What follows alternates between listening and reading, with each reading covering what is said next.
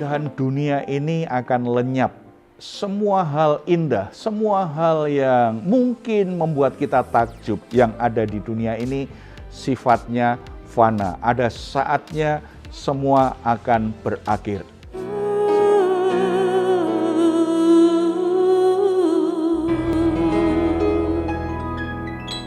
Salam God Lover yang dikasihi oleh Tuhan, senang boleh kembali berjumpa dengan saudara semua dalam program Rise and God malam hari ini bersama Diaspora TV. Setelah melewati berbagai kesibukan sepanjang hari ini, mungkin ada situasi yang membuat jiwa Anda menjadi letih lesu dan berbeban berat. Apapun situasinya, jangan pernah menyerah, sebab Tuhan mengundang kita semua setiap hari untuk mengalami kelegaan di dalam Dia.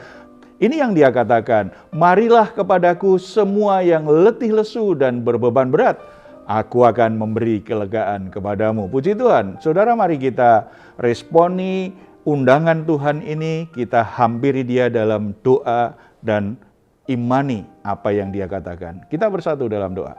Bapa di surga, kami ucap syukur karena di dalam Yesus Kristus kami semua setiap hari diundang untuk menikmati kehadiran Tuhan. Kami bersyukur Tuhan sudah selamatkan kami dan Tuhan sudah tebus kami.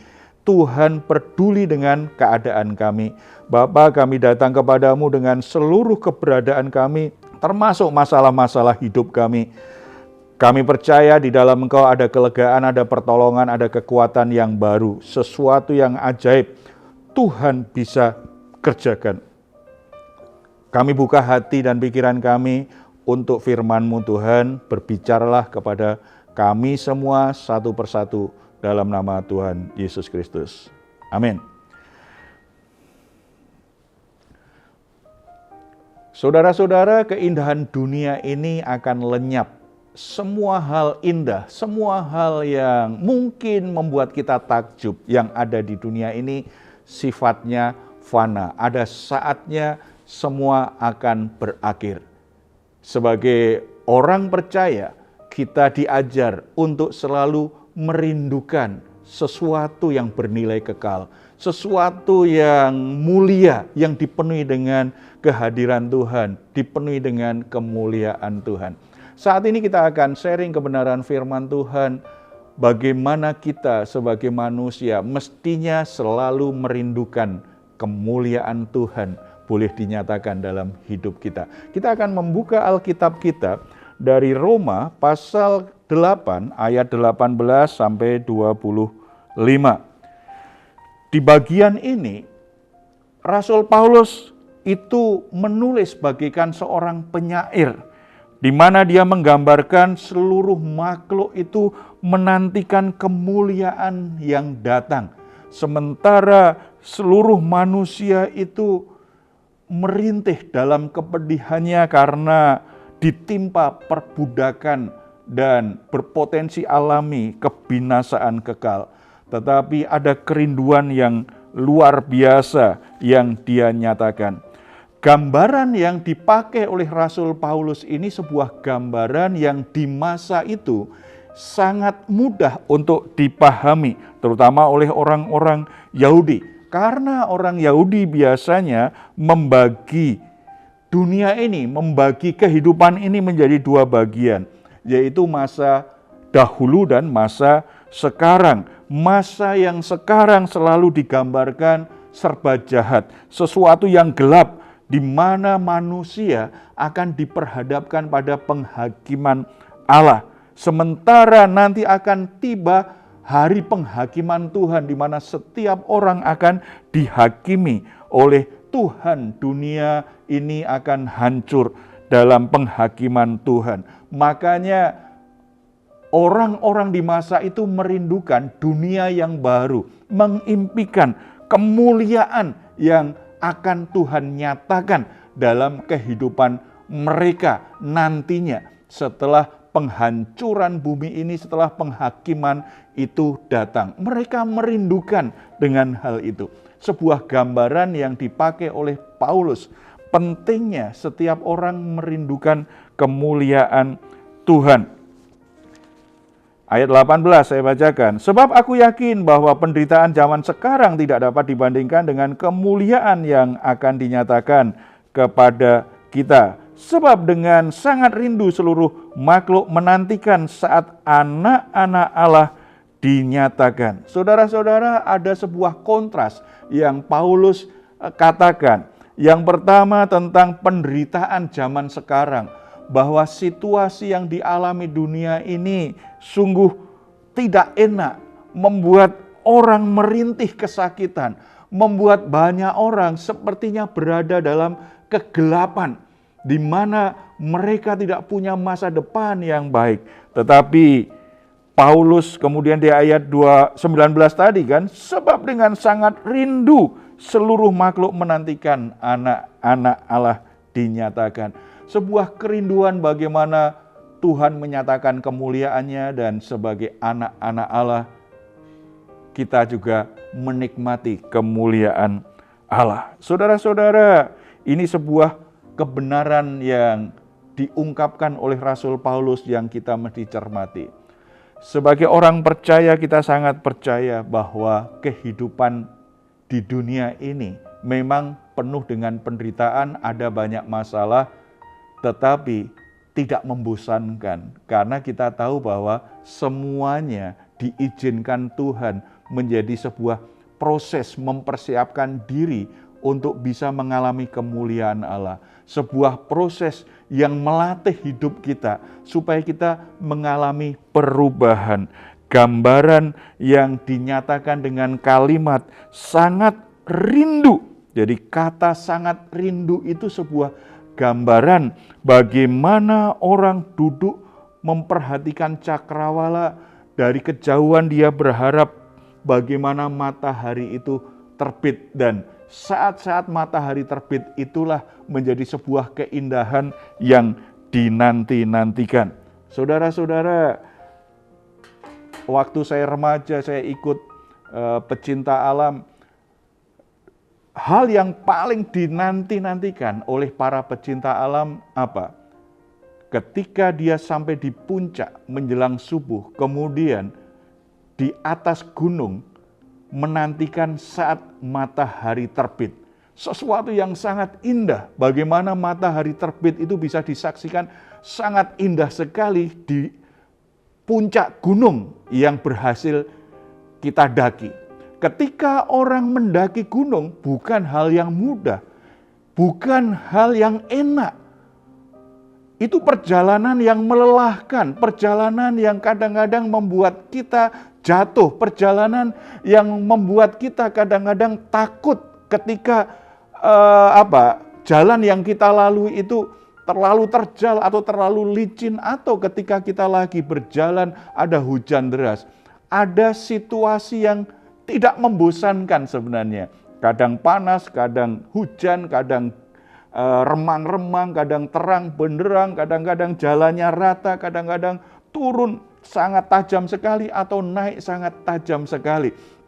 Tetapi kenapa para pecinta alam, mereka mendaki gunung itu cenderung akan lakukan lagi, pengen lagi. Salah satunya adalah karena mereka ingin melihat keindahan matahari terbit dari puncak gunung yang mereka daki. Perjalanan hidup kita di dalam Tuhan itu mirip seperti itu. Kita merindukan kemuliaan Allah dinyatakan. Makanya apapun yang kita alami saat ini, mungkin saudara sedang ada di bawah. Ingat, itu bukan tempatmu yang permanen. Tuhan akan kuatkan langkah-langkah kakimu. Tuhan akan sanggupkan supaya saudara akhirnya bisa naik lagi. Tuhan tidak ingin saudara berhenti menyerah, kalah, tidak mau kemana-mana, hanya di lembah saja.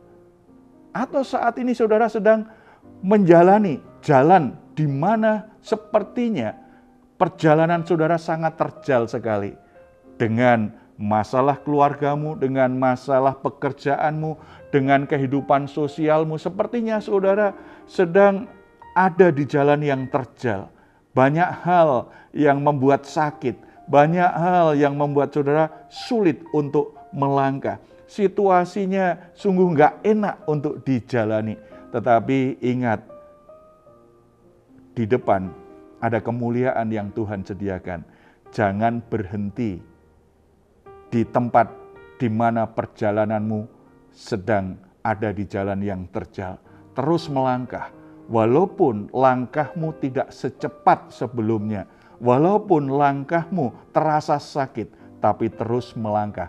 Jangan ada di area itu terus. Nah, kalau pendaki gunung, kadang-kadang dia sudah naik bukit, merasa atau berpikir bahwa itu puncak gunung yang dituju. Tapi ternyata begitu sampai, ternyata masih ada lagi bukit yang lebih tinggi. Itu ternyata belum sampai pada puncaknya.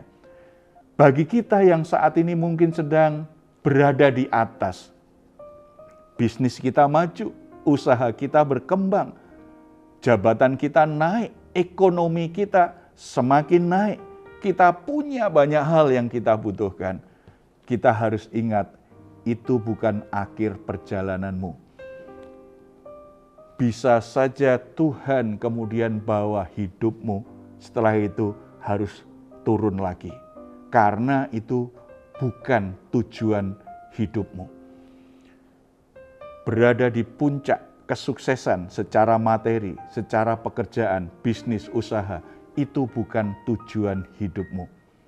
Itu adalah sebuah perjalanan di mana Tuhan punya rencana di area itu. Tetapi tujuan hidupmu adalah menuju tempat di mana kemuliaan Tuhan dinyatakan. Di mana Tuhan akan menyediakan kemuliaan dalam hidupmu. Jangan keasikan di situ terlalu lama. Jangan merasa itu menjadi akhir perjalanan hidupmu.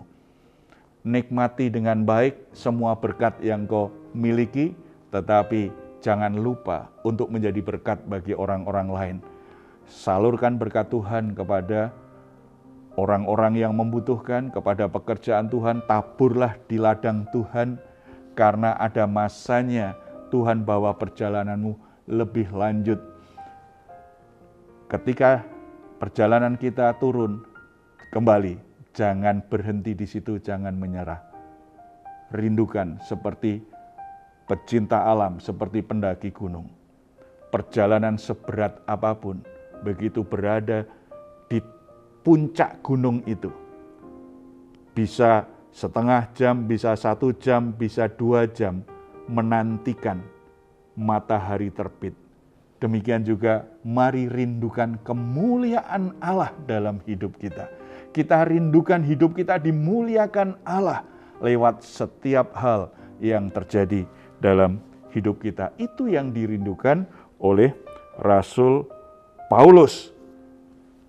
Ayat 24. Sebab kita diselamatkan dalam pengharapan, tetapi pengharapan yang dilihat bukan pengharapan lagi. Sebab bagaimana orang masih mengharapkan apa yang dilihatnya. 25, tetapi jika kita mengharapkan apa yang tidak kita lihat, kita menantikannya dengan tekun. Saudara-saudara, sangat penting sekali kita menaruh pengharapan kita pada kemuliaan Allah, di mana Tuhan muliakan kita. Ketika Tuhan Yesus datang yang kedua kali, kita ikut dimuliakan bersama-sama dengan Tuhan Yesus, yang kita layani, yang kita percayai, yang kita sembah. Kita alami kemuliaan itu. Oleh sebab itu, kalau saat ini sebagai anak-anak Tuhan, sebagai orang-orang percaya, sebagai orang-orang yang melayani, keadaan hidupmu kok sepertinya ada di lembah, ada di bawah. Rindukan kemuliaannya.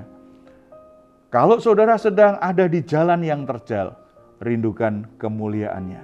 Tetap taruh di hatimu pengharapan untuk mengalami kemuliaan Tuhan, untuk mengalami keindahan kemuliaan Tuhan, untuk mengalami hidupmu dimuliakan oleh Tuhan.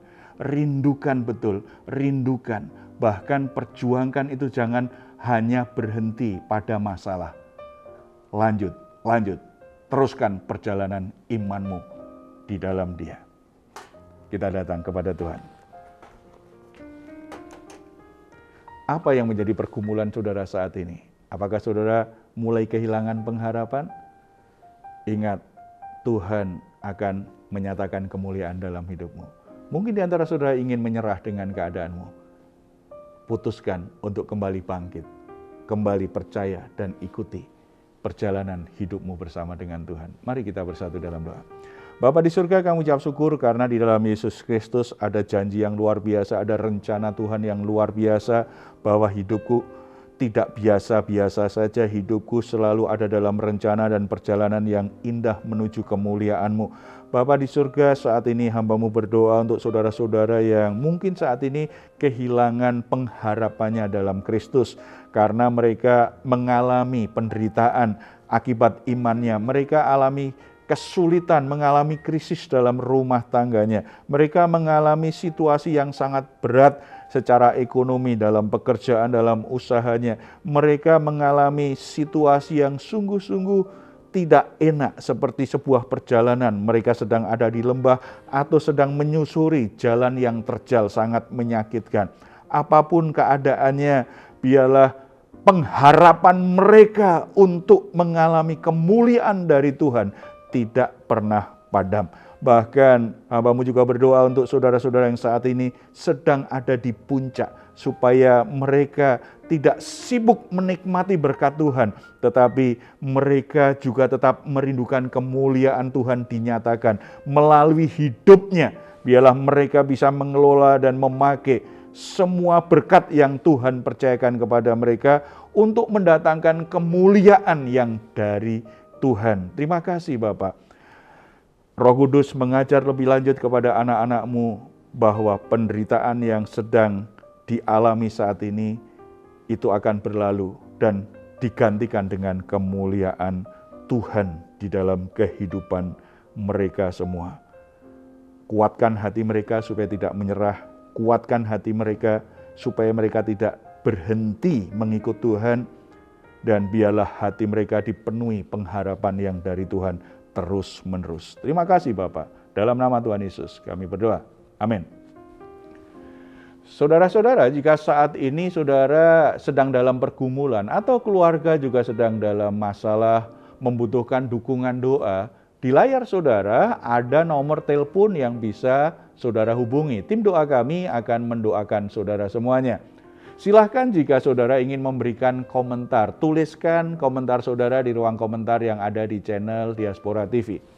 Sebelum berpisah, mari kita perkatakan bersama dengan penuh harapan dan penuh iman. Ini sungguh-sungguh menjadi kehidupan yang kita alami. Mazmur 4 ayat 8-9.